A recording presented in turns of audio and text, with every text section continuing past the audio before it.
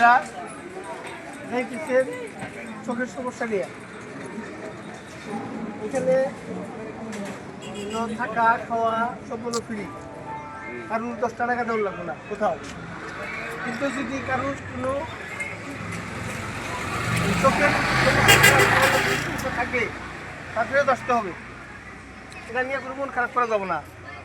ওইখানে গিয়ে কোনো শৃঙ্খল পাড়া করা যাবে না, যে আরে যে 15 দিন ওইগুলো থাকতে হবে, সেবা দেওয়ার মতো লোক আছে ওইখানে। কোনো প্রকার ওখানকার থাকা খাওয়া তারা বহন করবো।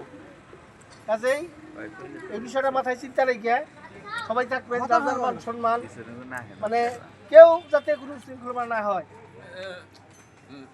যাবেন শুধু নিরাপদে যাবেন, নিরাপদে আসবেন, এটাই কামনা। আপনাদের সুস্থ হইতে পারেন, এটাই কামনা। আর একটা জিনিস হলো আপনাদের ফাইলের মতো এলাকা থাকবে, যেখানে যদি আপনাদের কি হয়, কোনো সমস্যা হয়, প্রতিপক্ষের সাথে যোগাযোগ করার জন্য ওই নাম্বারে যোগাযোগ করলে তারা বলে দিব। ওইখানে যাওয়াও লাগতে পারে, আবার নাও যাওয়া লাগতে পারে, কিন্তু সবারই নাম্বার দিয়ে দিব, ডাক্তারের নাম্বার সবাই দিয়ে দিব। সবাই যোগাযোগ করবে কোনো সমস্যা হলে, তাহলেই আমাদের সব সমস্যা সমাধান হবে ইনশাল্লাহ। ঠিক আছে, শুধু মাংনা একবারে কোনোই নাই, মানে কোনো টাকা পয়সা লাগবে না, কারো টাকা পয়সা দেওয়া লাগবে না। আমাদের যে সুন্দর হয়, ভালো হয়, এটাই কামনা করি।